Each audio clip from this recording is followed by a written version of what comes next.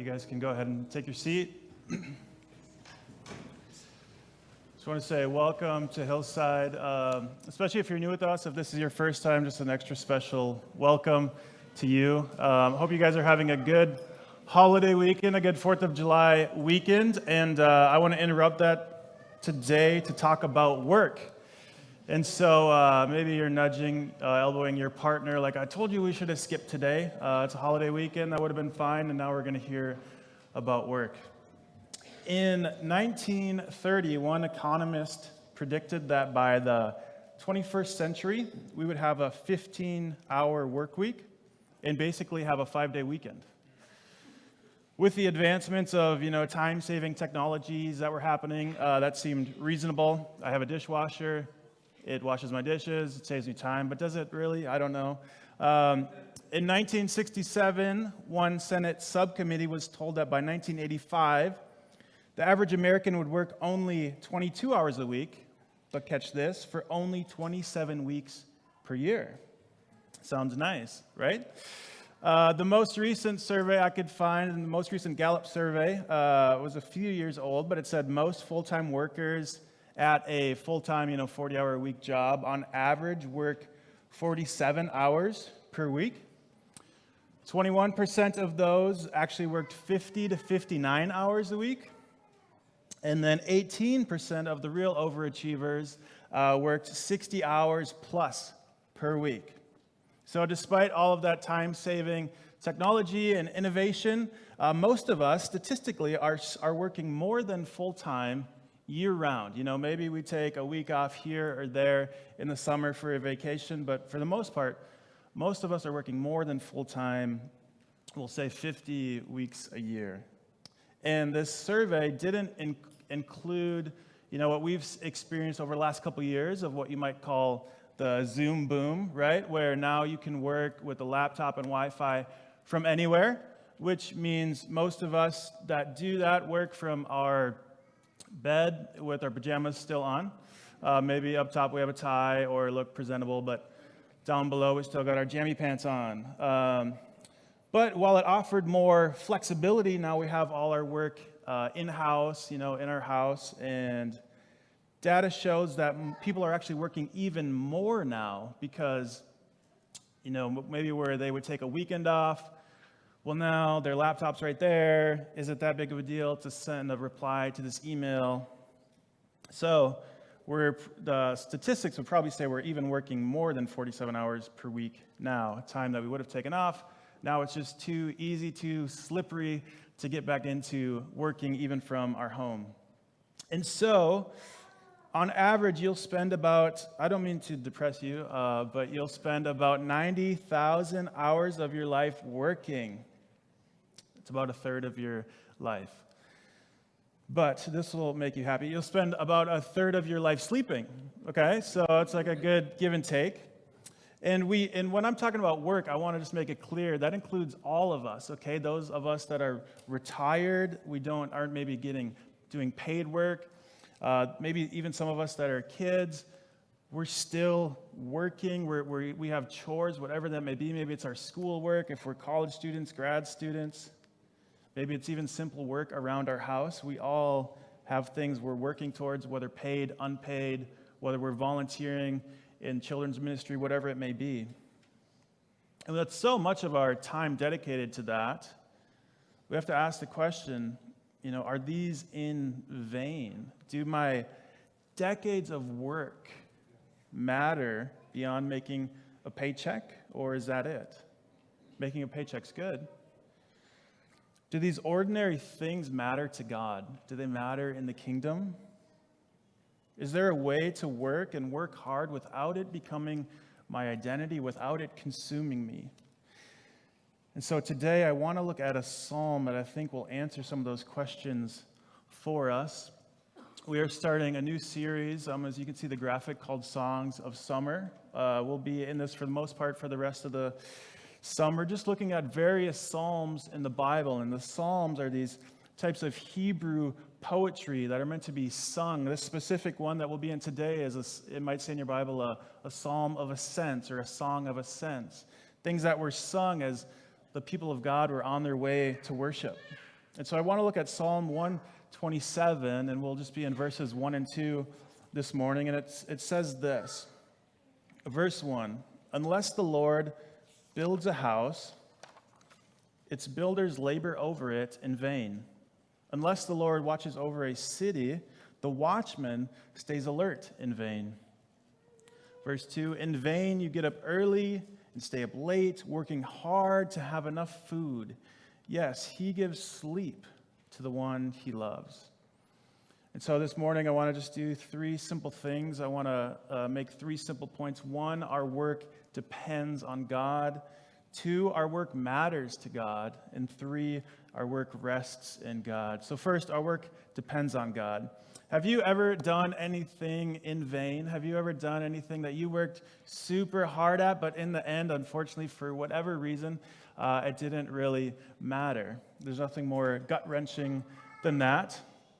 I remember when I was in high school, I was in a gym class, and for that day, we were going to run on the trails behind our high school. There were some woods behind our school and these cross-country ski trails, and so we were actually going to run them. We had to run, a mile and a half for class that day. And I, upped the ante a little bit, and I said to my teacher, hey, what if I ran it backwards? Could I skip class tomorrow? Thinking there's no way he's going to go for it. But in the end, he did. He said, yeah, if you run a mile and a half backwards, well, that's you don't have to come to class tomorrow. So I'm thinking, oh my gosh, this is amazing. This is my chance. I get to leave school early tomorrow because it was my last class of the day. And so I was determined. And so I set out, running backwards. And I don't know if you ever tried that. Running's hard enough as it is, let's be honest. Running backwards is so stupid. The moving is very difficult, but the hardest part is like trying to, tweak your neck so that you make sure you don't run into a tree or a deer or something, or your teacher. And so, but I was so determined, and I get partway through, and I'm just like, it just is horrible. But I've already made, this much of a commitment. I'm like, I can't quit now. So then I get to, like 2/3 of the way through. I'm like, okay, I did a mile. I just need to do a half a mile, and then I don't have to come to class tomorrow. And so I push through, I wasn't making probably very good time, but eventually I run all the way back to the front doors of our school, where that was like the finish line for the day. I go up to the weight room, and I say to my teacher, hey, Cal, I did it. And, these friends of mine can verify, I promise, I really did it. And then he said, okay, well, you don't have to come to class tomorrow. And I said, this is amazing. This is the best teacher I've ever had. But then it dawned on me, we didn't even have school tomorrow.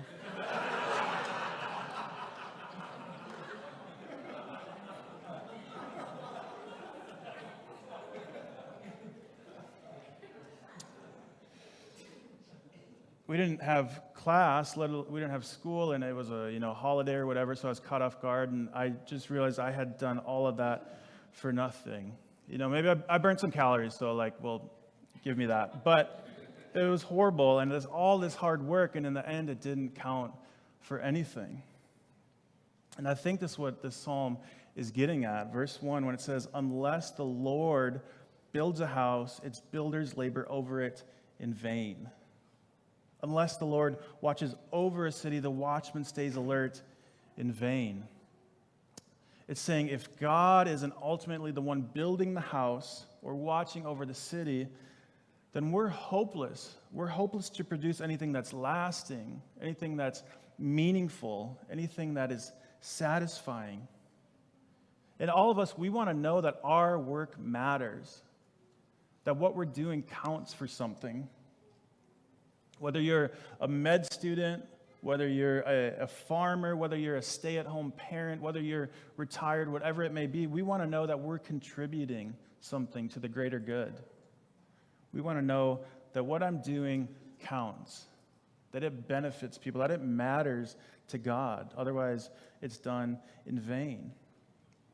And if there is no reality of God controlling the outcomes and results of what I'm doing, then I'm hopeless, because then it's all up to chance. Is this business, I'm spending my life building, is this going to last? Will it live beyond me? Will the hours I put in at my job matter?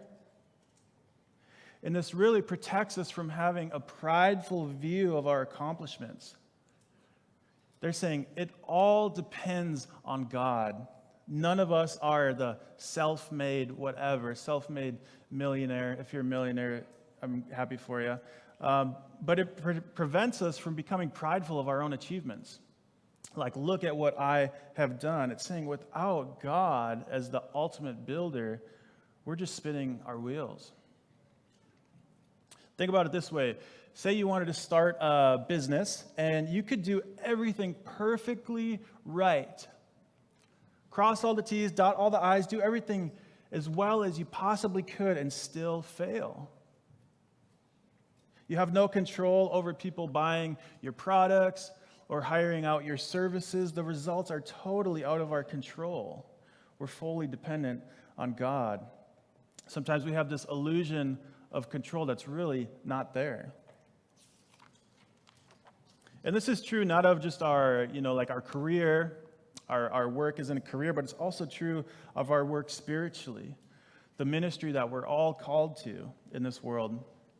Have you ever noticed you can't force others to grow faster than God allows? Like you've wanted something for them more than they've wanted it? We can't force others to believe in the gospel no matter how good your evangelism is.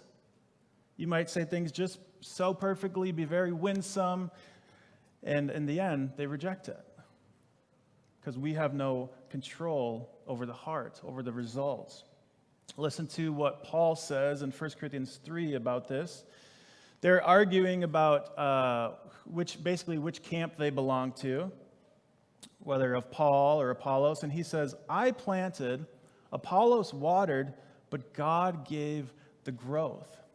So then, neither the one who plants nor the one who waters is anything, but only God who gives the growth. So whether in work, whether in church, in everything we do, our results are so dependent on God. Our success is so dependent on God. But at the same time, this is not a call to idleness or laziness. It's a mistake to think, I'm trusting in God, so because of that, I'm not going to work, I'm not going to do anything because we're, quote, trusting in God. Christians, we are called to be hard workers, diligent, just not workaholics, and just not prideful workers. We're to be joyful, diligent people who work unto the Lord no matter what we're doing, no matter what type of work it is. So we're not called to laziness because it's in vain. Imagine a farmer who's told if you plant the seed, well, it's kind of all in vain unless God sends the rain. True, but it would be just ridiculous if that farmer interpreted that to mean, I guess I shouldn't plant any seeds at all because after all, it's all up to the rain. No, we're called in full dependence on God in our work, but that does not give us a license to laziness or being idle. Instead, we work diligently but dependently. So first, our work depends on God. Secondly, though, our work matters to God. Our work matters to God. Have you ever considered or pondered this, how God instituted work before the fall, before sin entered the world? Have you ever wondered, well, what does that mean? Or have you ever wondered or considered how, and again, I hope this doesn't depress you, but after we explain it a little bit, maybe it won't. In the new heavens and the new earth, work still exists. So work is pre-fall in the Garden of Eden, and work is post-return of Christ. So God has ordained work as something good and beneficial. In Isaiah 65, speaking of the new heavens and the new earth, it says this, in case you're like, I don't really believe you. 21, people will build houses and live in them. They will plant vineyards and eat their fruit. They will not build and others live in them. They will not plant and others eat.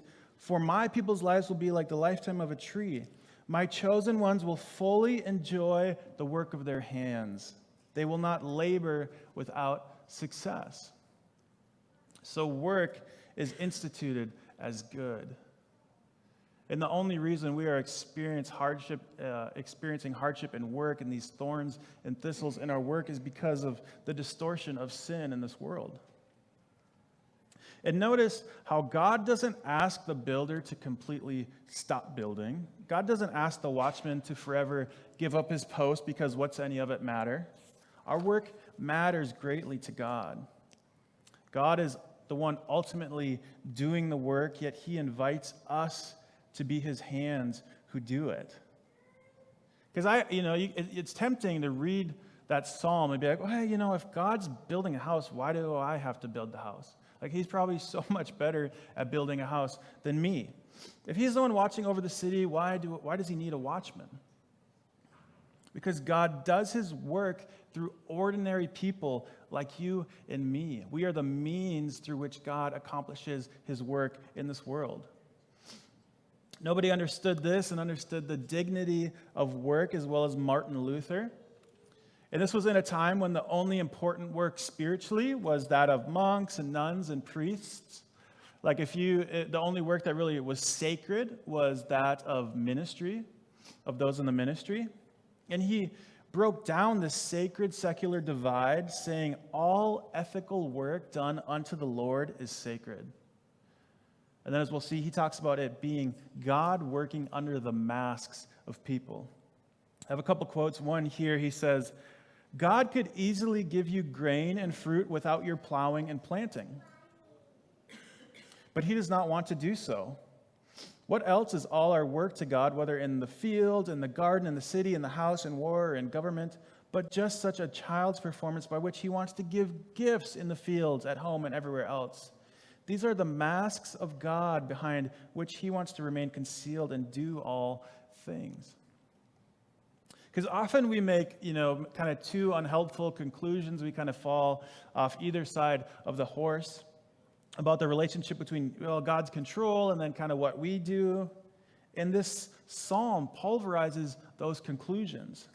Because we can either think, okay, God does everything and we do nothing.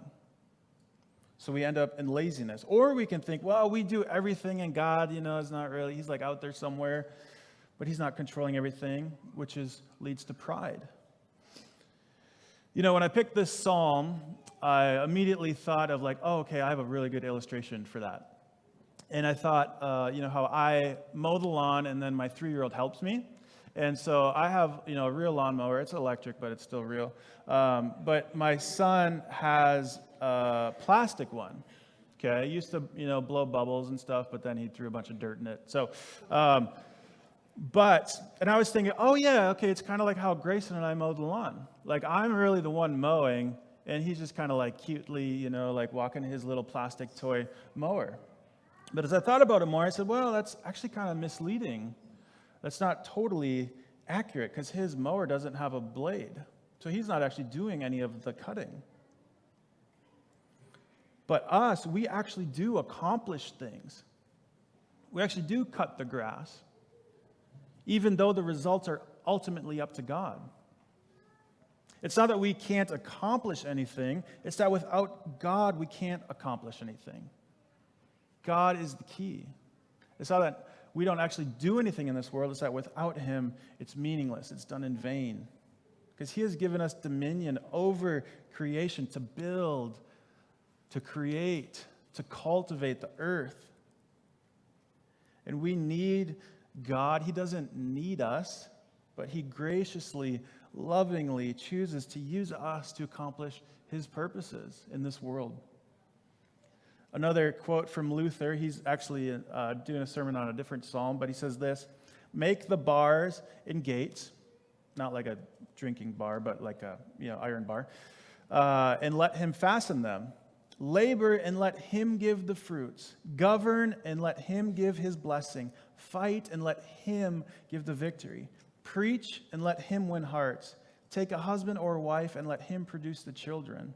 Eat and drink and let him nourish and strengthen you. And so on. In all our doings, he is to work through us, and he alone shall have the glory from it. So no matter what form your work takes, it matters to God. And you can do it for the glory of God. No matter if you're a student, a volunteer, a farmer, a professor, a business person, a stay-at-home parent, your work matters to God. Lastly, so our work depends on God, our work matters to God, and lastly, our work rests in God. And I think I'll spend the most time on this section. Because how many of us go to bed at night thinking, oh yeah, I got everything done I wanted to. Every single thing I wanted to get done, every house project, like cleaned up everything at the house, all my work tasks, responded to every email, every text, right? Got the lawn mowed and the garage cleaned. No, none of us, that's not reality for us. There's always more to do, always more to get done, and there always will be. Many of us just can't stop working. Even when we maybe aren't on the clock, technically, because maybe we're obsessed with things like accomplishment or obsessed with accumulation. If we were to raise hands in here, and you don't have to, I prefer if you didn't, how many of us would say we actually do take a full, real day off from working each week? How many of us would actually be able to honestly say we keep a Sabbath day of rest, to delight in God, to be rejuvenated, to do things that bring us life, to rest from our work? Now, I don't know, but I imagine a lot of us probably don't. Or a lot of us really struggle to do that because there's always more to do. And we always feel like everything's on our shoulders. Everything depends on us. And the reality is, we will eventually die with things still on the to-do list that we were never able to get around to doing. Verse 2 of this psalm says this: "In vain you get up early and stay up late, working hard to have enough food. Yes, he gives sleep to the one he loves." I'm reading out of the CSB, Christian Standard Bible version, but the ESV translates it this way. It says, eating the bread of anxious toil. Anxious toil. This is when we have put our hours in that God has called us to. We've done the work that God has called us to do. But now we are going above and beyond, doing things that God has never called you to do, just because we can't stop. I was just talking to Greg Hansen out in the lobby this morning. I don't know where you are, somewhere around. Oh, hey, Greg. But he was just talking about how in our world, or in our society, we're so obsessed with this hustle culture where we just can't stop. We just can't get ourselves to stop. We always are constantly busy with more work, more accomplishments, more accumulation. Anxiously toiling to accumulate more and more because we don't know when to stop. When is enough? We don't trust. Is there ever going to be enough bread? So now we're eating the bread of anxious toil, as the ESV translates it. You know, and I don't think the scriptures are putting boundaries on like when you can start work in the morning and when you have to stop at night. No, but it's a heart posture of anxiously toiling because we are not trusting God, or we're finding identity in it, or we're just obsessed with accumulation. And this spoke to me in a real way when I was studying this. And I remember at a time when my wife and we had bought our first house. Okay, and I was working a full-time job. We had a new baby who didn't like to sleep, so we were, pretty spent. And we were gone for a weekend.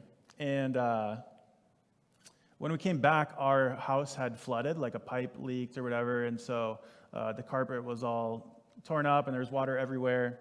And, it's your first house, so like any little thing just stresses you out like crazy because you don't know how to do anything. End up not being a huge deal, but at the time was very overwhelming. And so we had, done the claim and stuff with our insurance and figured out how much it was going to cost to replace it.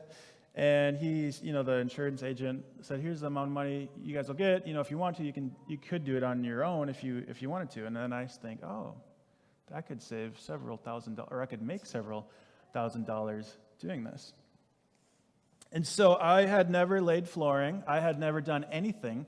But I think this is going to be a really good idea to help us kind of get ahead. And so I started tearing out the carpet, never done that, made it way harder than it had to be. And then we get these, luxury vinyl plank floorings. You guys know what those are. And so I had never done that, barely used a skill saw ever in my life, and started laying these floors. And they turned out pretty good, I'll just say that. But point being, I was continually, just so stressed out. We're living in a hotel. I'm working. We have a kid. And now I've gone into this place of something that I don't think God even called me to do. I was getting partway through, and I was listening to this podcast, and I finally just broke down in tears because it finally hit me. I realized my heart posture in it. I was anxiously toiling and destroying myself when I was given the money to hire somebody else to do this. But my heart said, I think I have to do this because I don't trust there's going to be enough money when I need it after. This is my chance to get ahead. And there's, of course, nothing wrong with doing your own, work on your house or anything like that. But for me, the heart posture was one, I don't trust God to provide when I need it. Here's my chance to get a little bit ahead. And now I'm doing work and so stressed out, and our family's stressed out.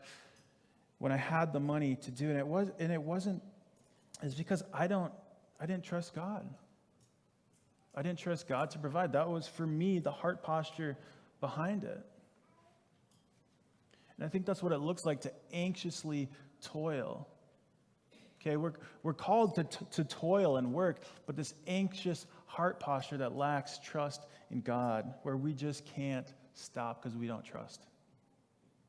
But with so many things to do, how do we rest?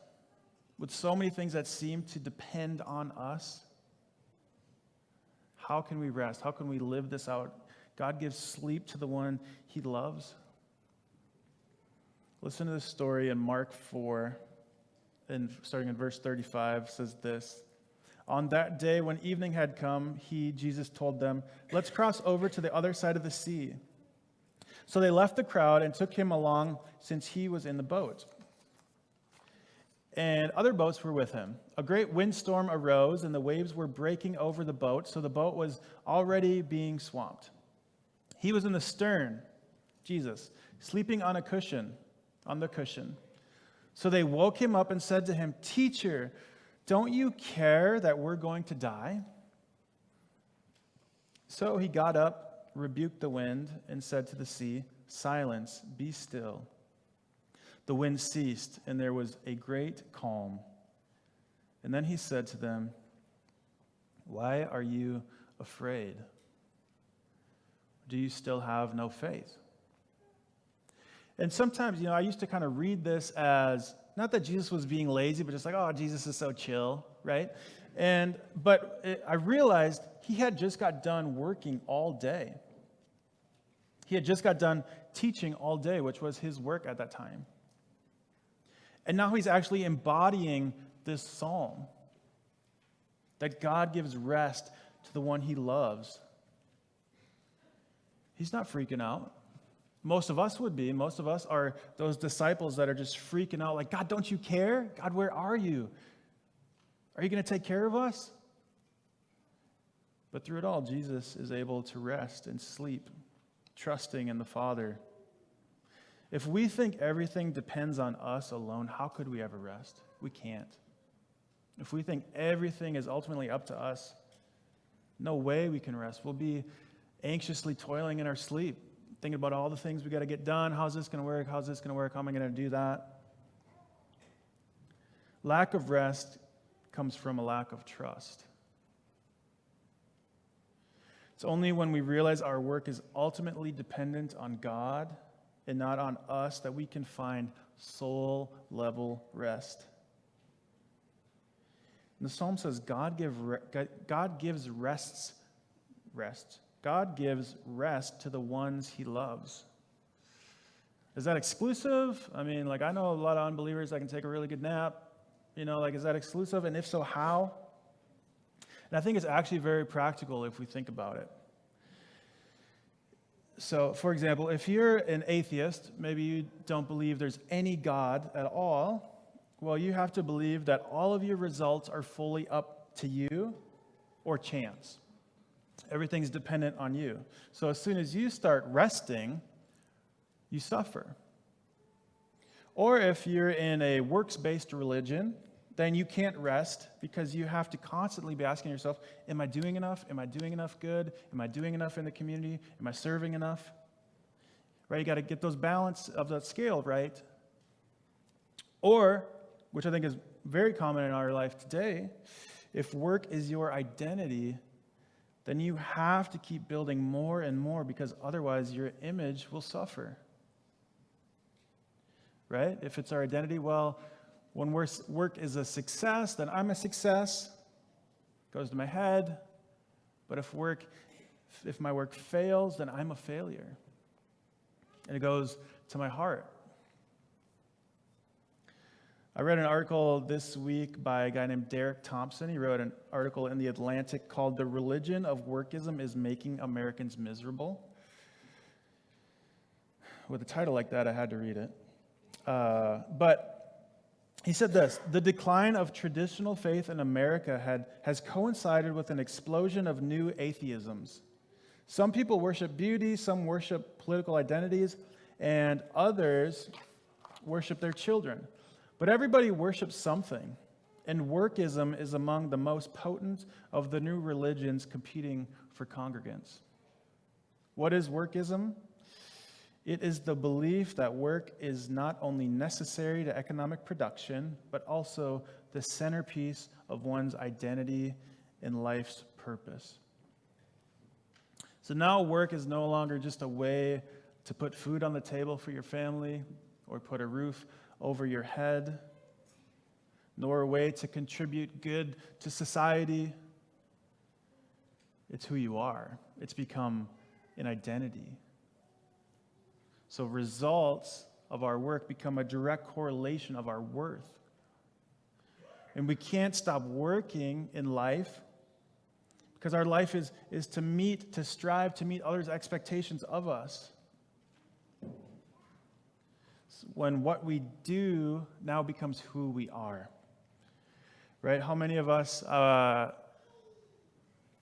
maybe some of you don't have Instagram, but in Instagram, people are now forced to kind of boil down what they do into how many different characters. Some of us might put a nice, cute little quote in our Instagram bio, but many of us, we're trying to figure out, who am I? Do I put, okay, I'm a pastor, I'm a dad, dad bod or whatever.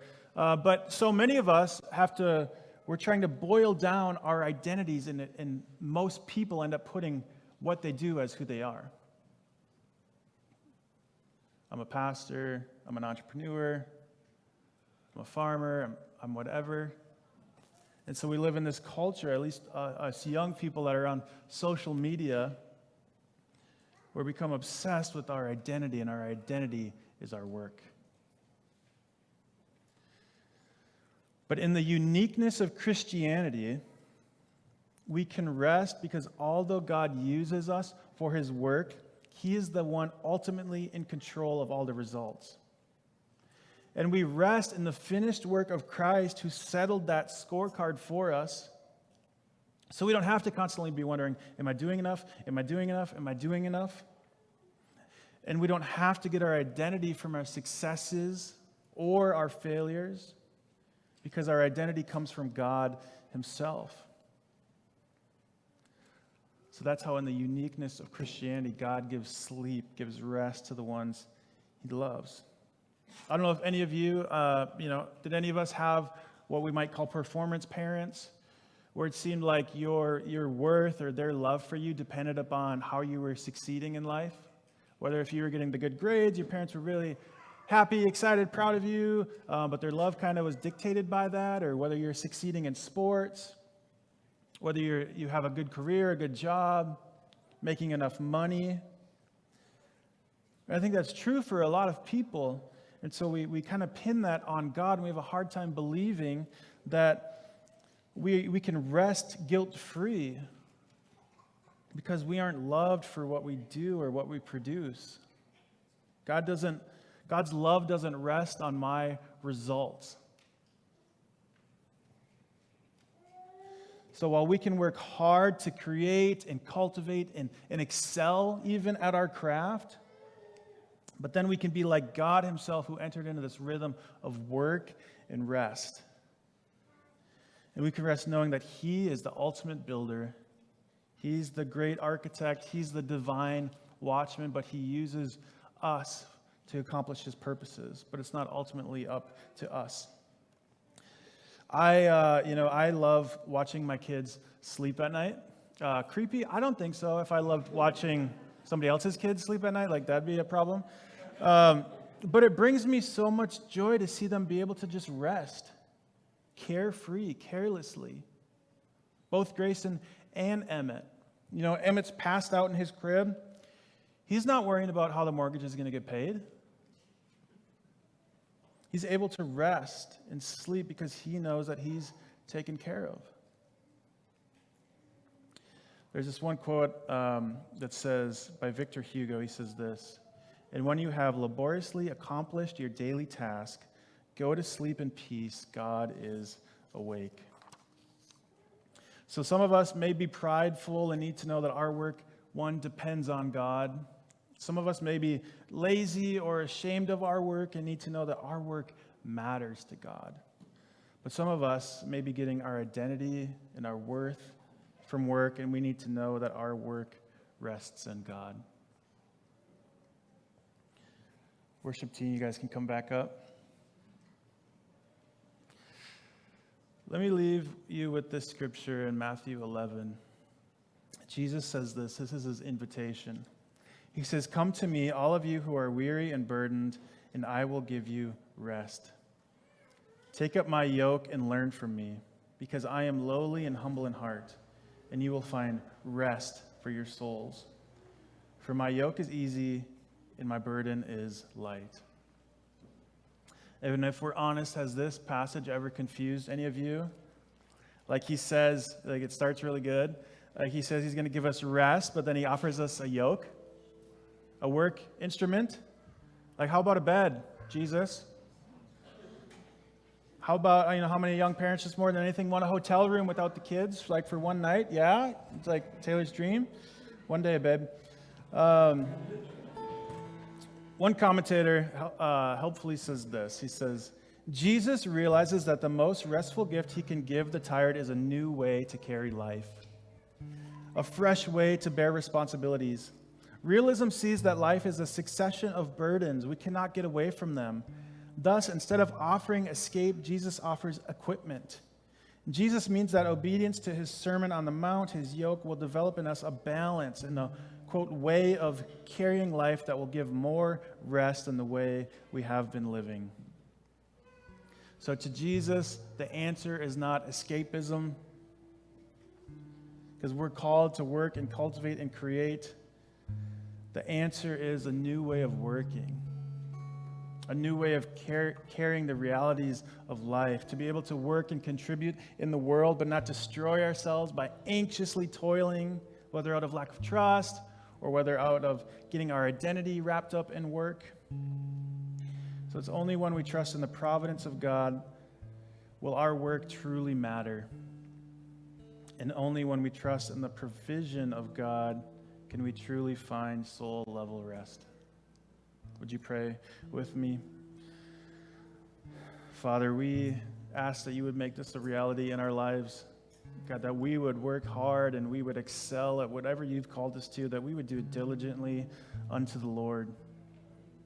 But at the same time, God, that our identity would rest in you, our worth would rest in you alone, that we wouldn't be obsessed with materialism or accomplishment, but that we would work hard for you and that we would trust in you and that you would teach us to rest, that we would experience this yoke of Jesus and find rest for our souls.